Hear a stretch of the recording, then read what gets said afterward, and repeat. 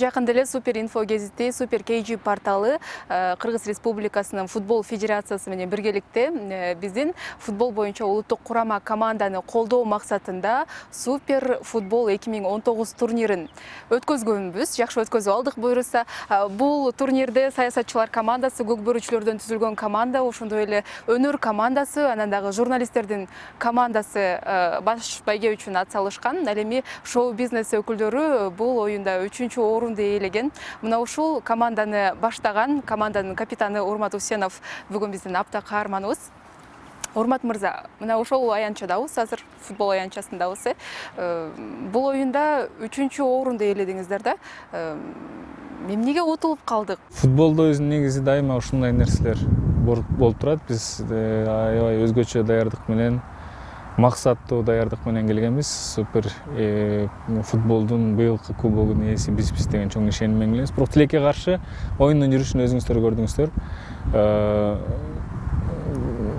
Минималдуу эсеп менен биздин ошо көкбөрүн жигиттерине утулуп бердик. Бул биз үчүн аябай өкүнүчтүү болду. Спортто ал сөзсүз түрдө жеңүүчү болот, жеңилүүчү болот, жеңилген тарап болот. Бул жолкусунда ошо тилекке каршы биз ошо жеңилген тарапка болуп калдык. Өнөр командасынын түзүлгөнүнө канча жыл болду эле? 2008-жылы дал ушул супер футболдун ачылышы менен биз ошо өнөр адамдардын арасында футболго кызыккандар чогултуп түзгөнбүз.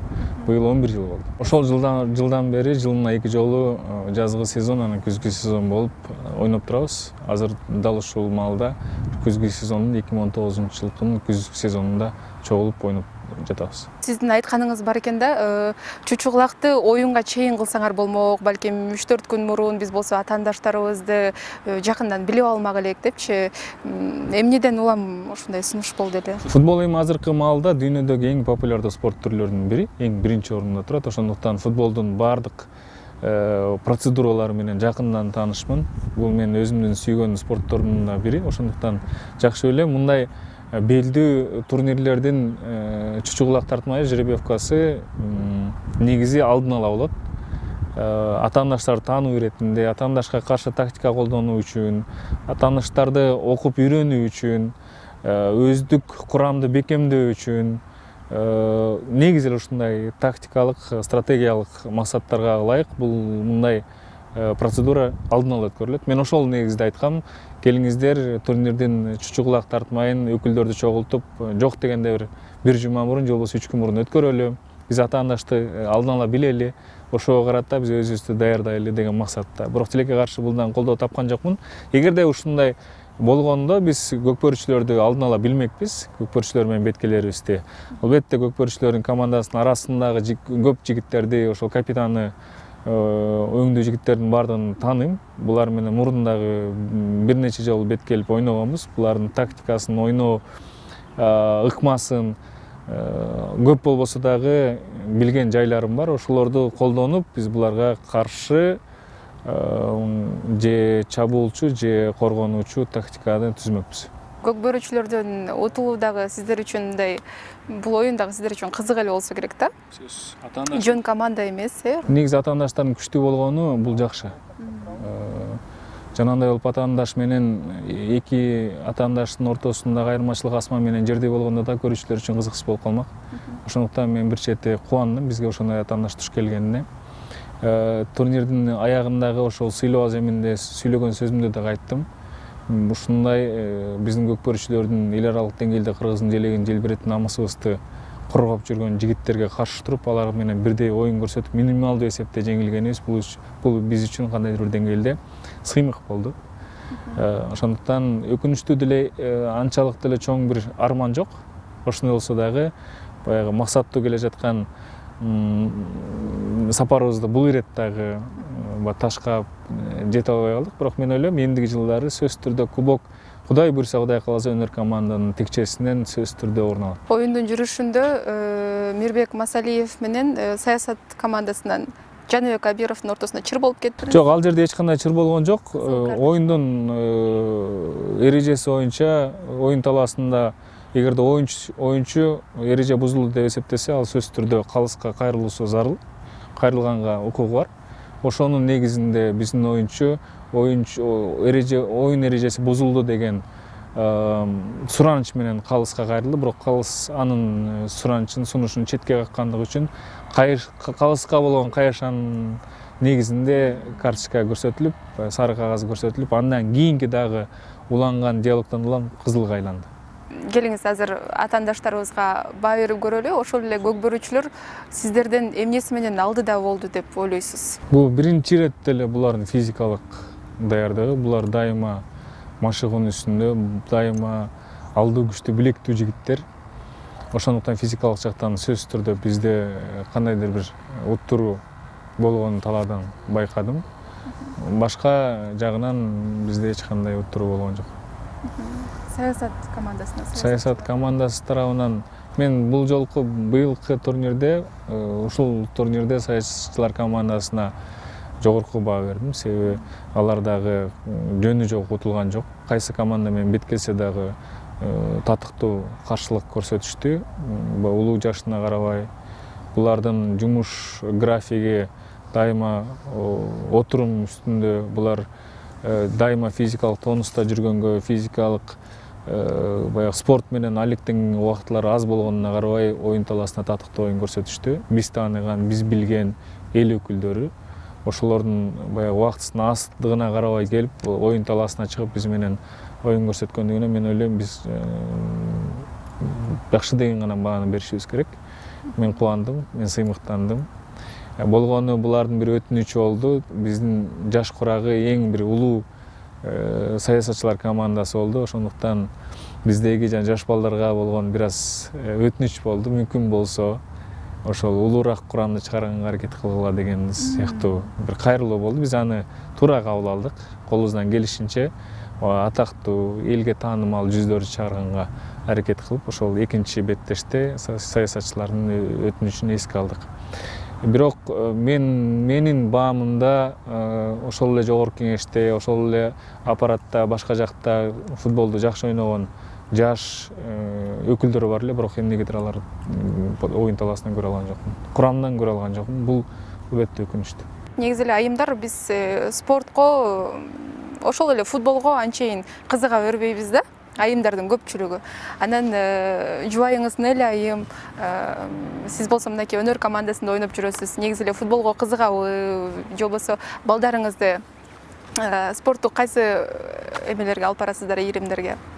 Башында мен ушунчалык футбол дегенде ичкен ашымды жерге коюп, убактымды тар болсо дагы ошо футбол үчүн бөлүп жүргөнүнө таң калып жүрчү. Анан бирок кийинчерээк ошол өнөр командасынын тарыхы үчүн, бул нерсе тарых экендигин бир нече жылдардан кийин бул уланып, анан кийин ошол тарых өздүк тарых үчүн кала тургандыгын азыр түшүндү. Азыр кадимкидей биздин команда үчүн, өнөр командасы үчүн көрмандык кылат. Ар бир турнирге мелдешке кеткенде, ийгилик каалап келгенде, үйгө бат текчебизде өнөр командасынын кубоктор кошулган сайын жүзүнөн кубанычын, колдоосун байкайм. Бул албетте мен үчүн жагымдуу. Уулубуз азыр 4 класста, ал дагы футболго кызыгат, ошол мектебиндеги ийримге катышат.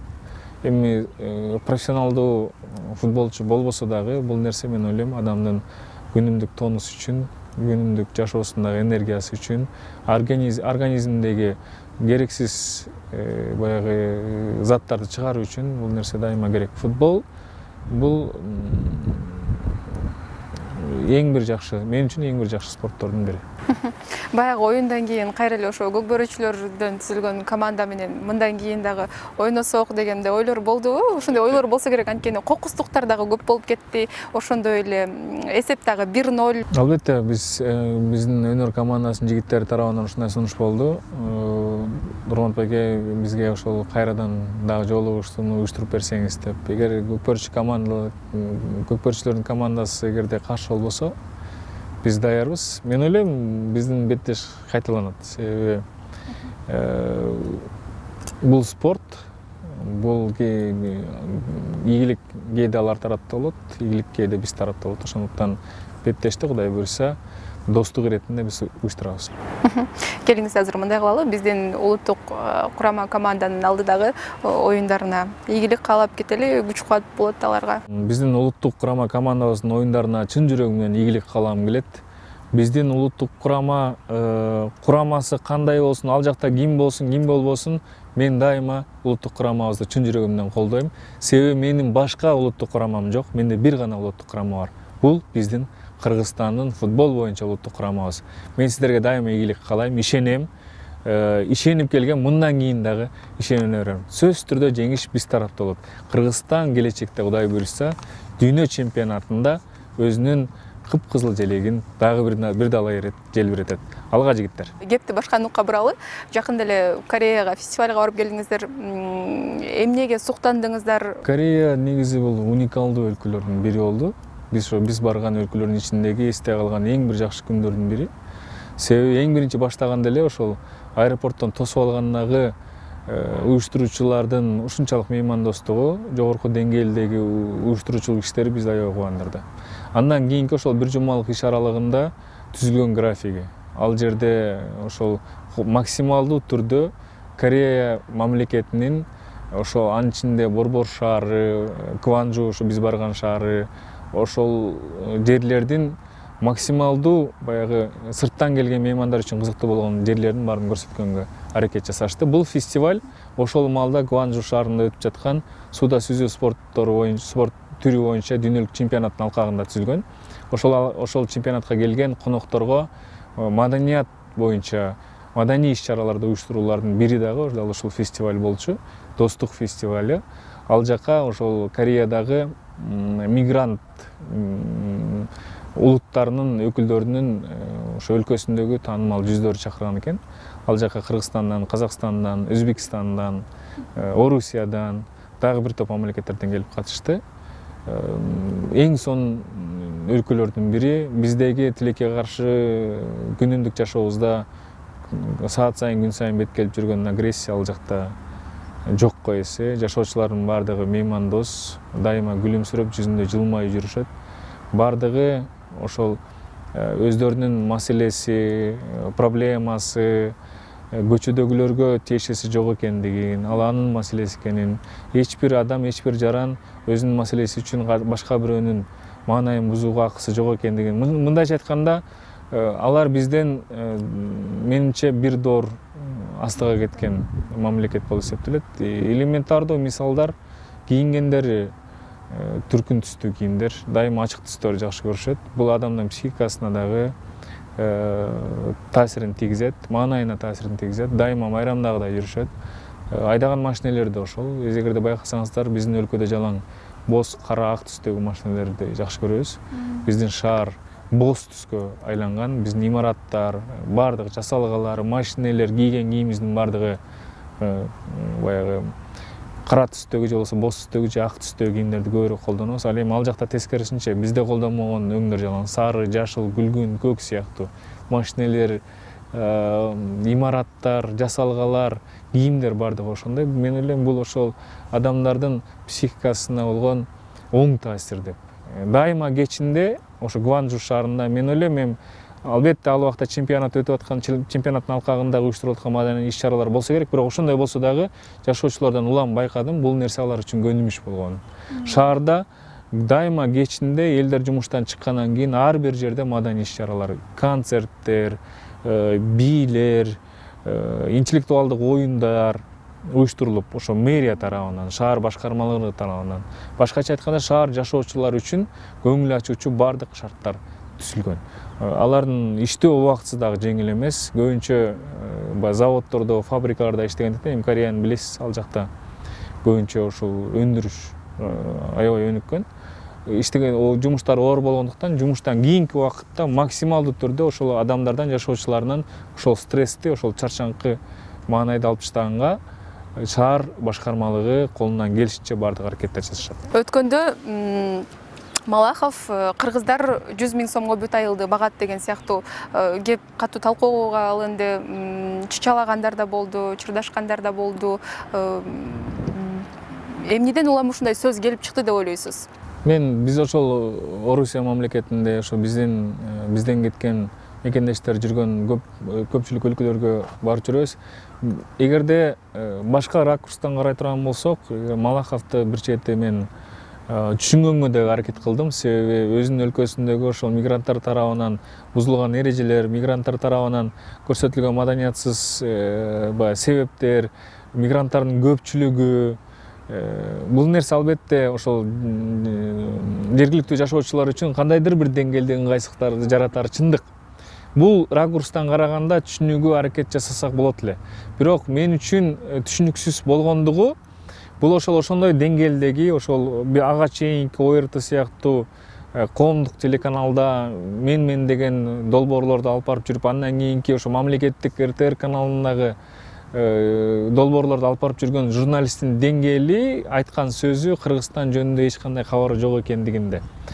Мындайча айтканда, ал айткан сөздөрдүн бириси дагы фактыга туура келбеген сөздөр. Биздин бүгүнкү Кыргызстандагы социалдык абалдар ал айткандай анчалык деңгээлдеги төмөн эмес экендигин биз баарыбыз жакшы түшүнөбүз. Бул биринчиден.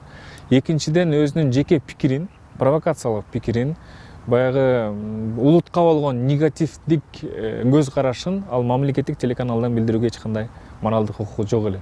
Бул Орусиянын биринчи алдыңкы сыймыктанган мамлекеттик каналдардын бири. Ошондуктан ал каналдан бүтүндөй улутка сөз келтирүү бул албетте баягы жазасыз калышы мүмкүн эмес эле. Ошондуктан биринчилерден болуп мен бул боюнча өзүмдүн социалдык барагыма өзүмдүн көз карашымды билдиргем.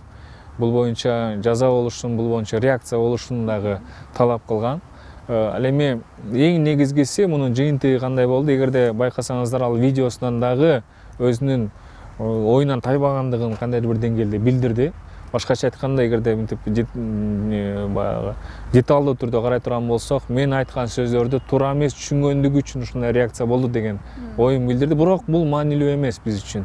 Маанилүүсү ошол жетекчилик тарабынан, ошо каналдын жетекчилиги тарабынан, ошо тышкы иштер министрлиги тарабынан реакция болгондугу. Себеби Малахов ал каналды аткаруучу, ал бир жетекчи, ал бир башкаруучу эмес, ал болгону бир алып баруучу, башкача айтканда аткаруучу. Андан эч нерсе чечилбейт.